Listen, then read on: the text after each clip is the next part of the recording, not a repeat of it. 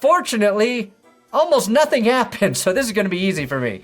Well, the Raiders got off to a 7-0 lead thanks to an Ashton Genty touchdown. That was the last time he'd do anything. The Broncos ran just 6 offensive plays in the first quarter. 6. Broncos ran just 6 offensive plays in the first quarter. 6. Punter Jeremy Crawshaw was hitting line drives like it was Game 7 of the World Series, and Denver needed 25 minutes to get a first down. This could have and should have gotten in the end zone again, but they failed to capitalize on another awesome Dondre Tillman interception. J.L. Skinner blocked punt that he took squarely to the face. An interception and a blocked punt resulted in 3 points for the Broncos. Interception and a blocked punt resulted in 3 points for the Broncos. But that was enough to beat the Raiders, who missed a field goal from 48 yards. The Broncos missed one from 59 with the wind at their back, and fortunately, the fourth quarter was mercifully quick. Troy actually had great blocking here, and for whatever reason, after he catches the ball, he runs directly into the nearest blocked defender, and he can't break the tackle by a defender who is fully engaged in the block.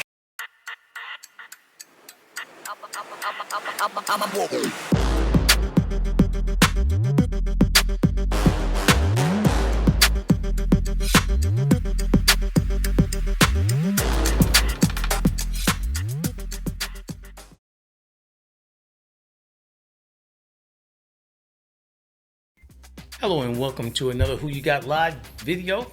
I'm Sun-EB7 and thank you for joining.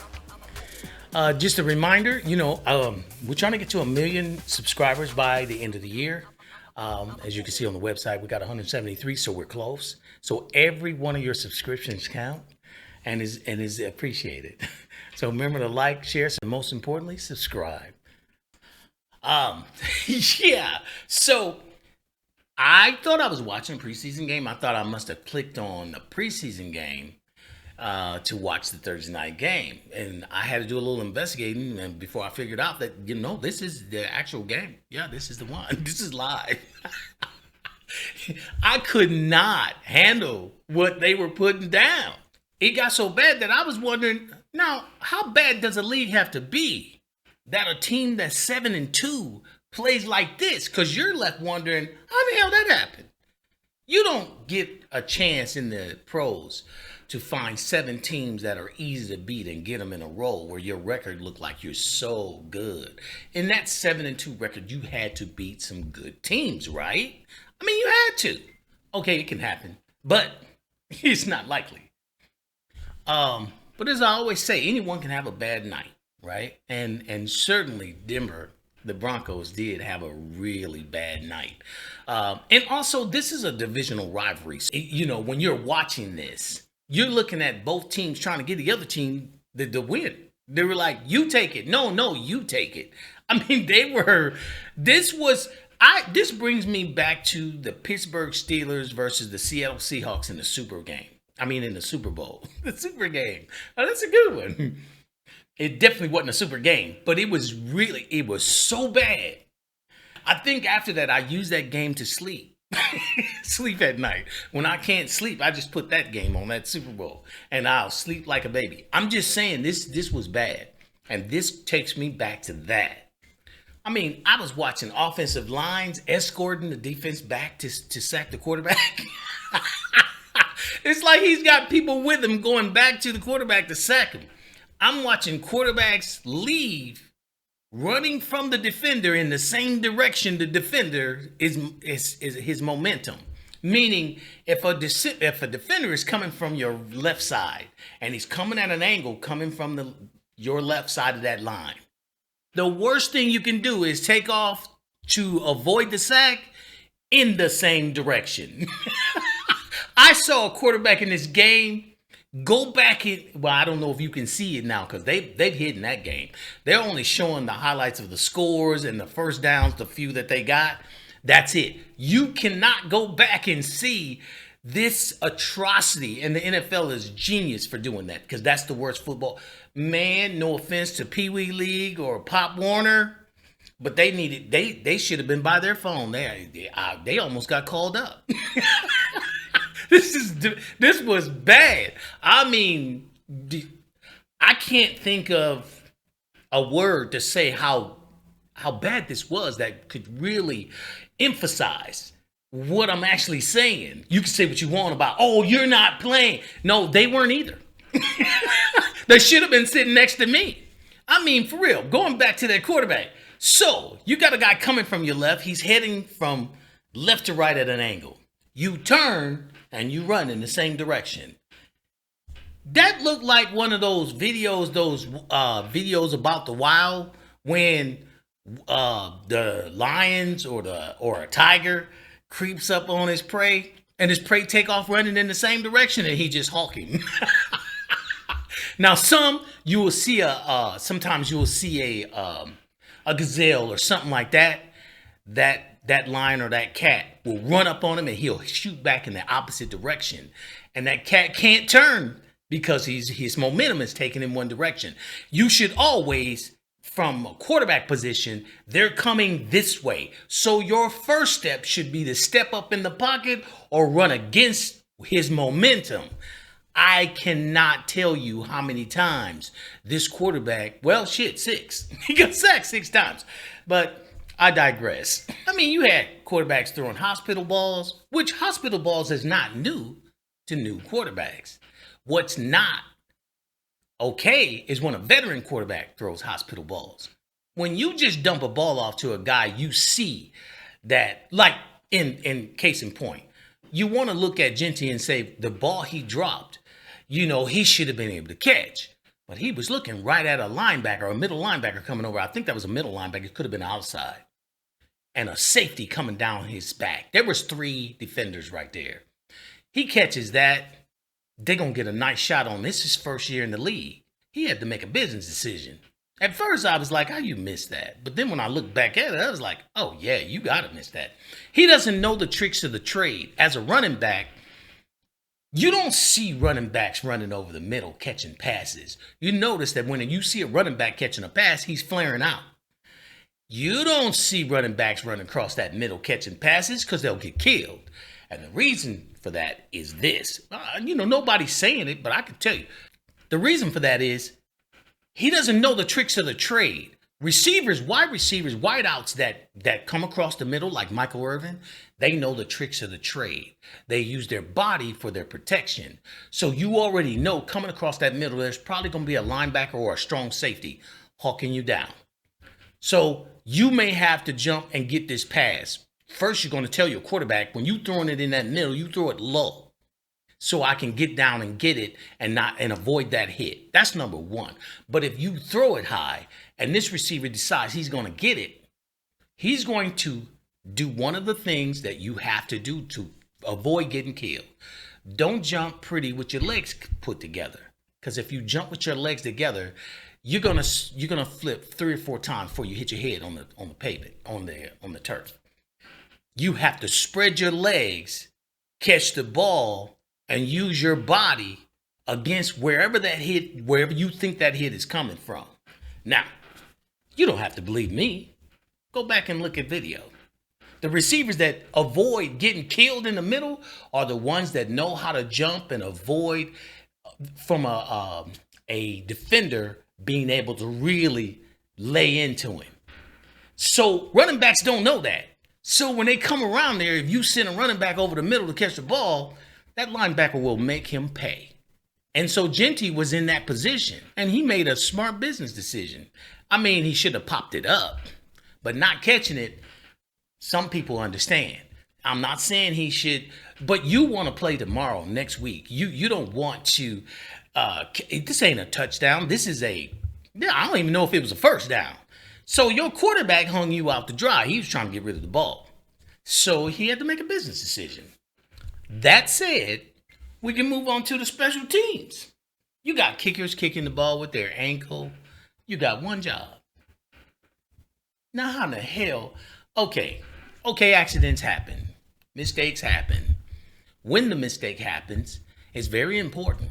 Because you're allowed to make mistakes, but if you make that mistake at a costly time when it could cost you points or the game, that can't happen because that's the difference between a professional and an amateur. An amateur will make the mistake anytime. A professional is trained to not make that mistake when it's most important. Kicking the ball off your ankles and all you do is kick balls, that's just as bad as a chicken place running out of chicken. All you do is sell chicken. How the hell you run out of it? All you do is kick balls. How you miss it?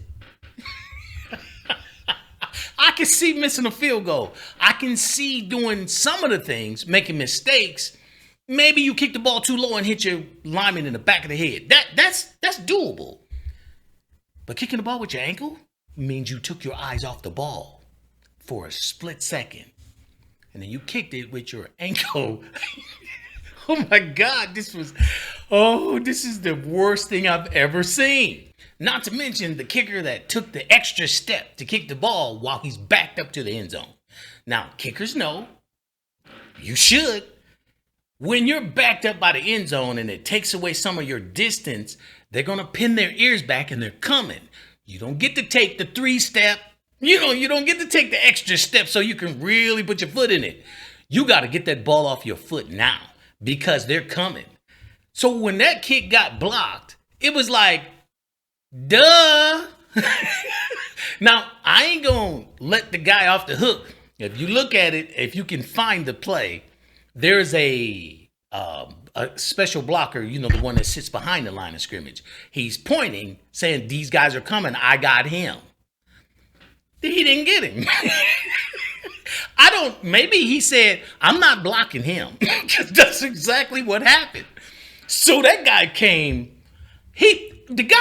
in so unabated that he blocked the kick with his face. He blocked the kick. He didn't even have to put his hands up. If he'd put his hands up, Lord have mercy.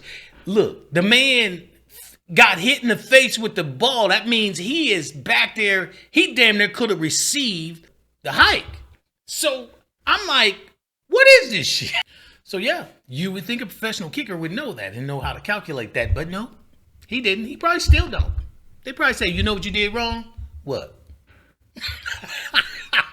Woo! I get to, like I said, I don't work for the station, so I don't have to sugarcoat it. This was bad. This is the worst I've ever seen. And it was on both sides of the ball. I was like, this, it looked like from the stats, it looked like, oh, this was a defensive juggernaut. No, it wasn't.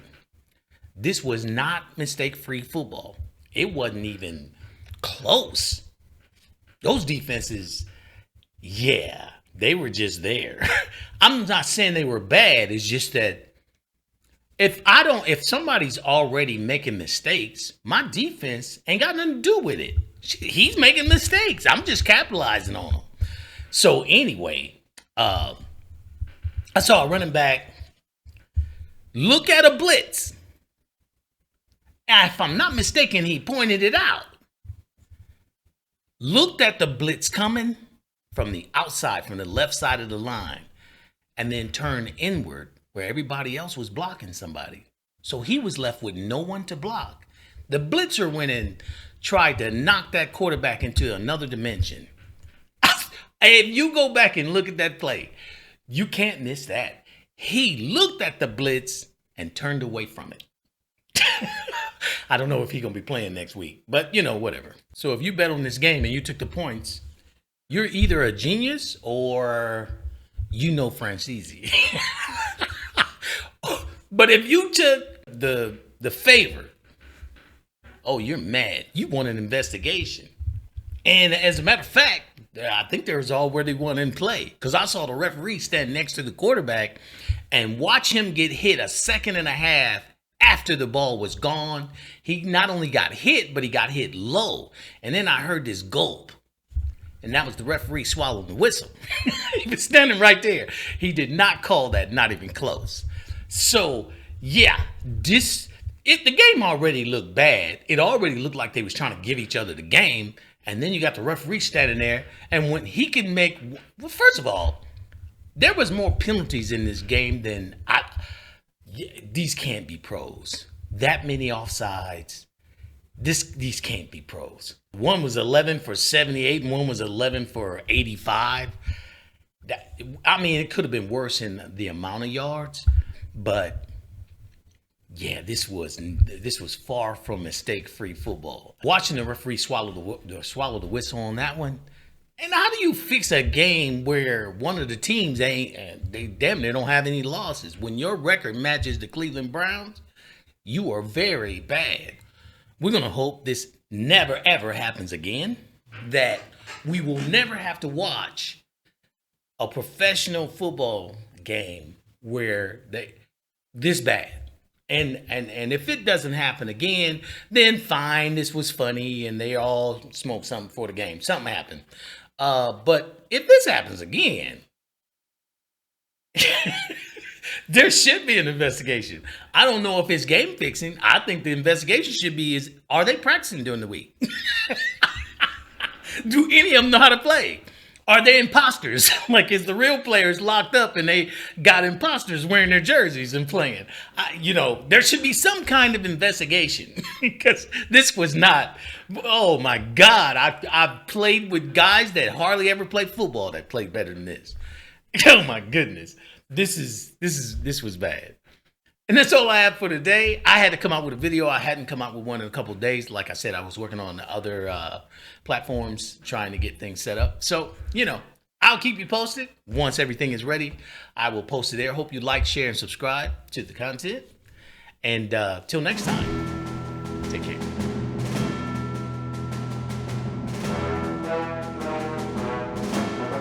That was the last time he'd do anything. The Broncos ran just 6 offensive plays in the first quarter. 6. Ran just 6 offensive plays in the first quarter. 6. Punter Jeremy Crawshaw was hitting line drive.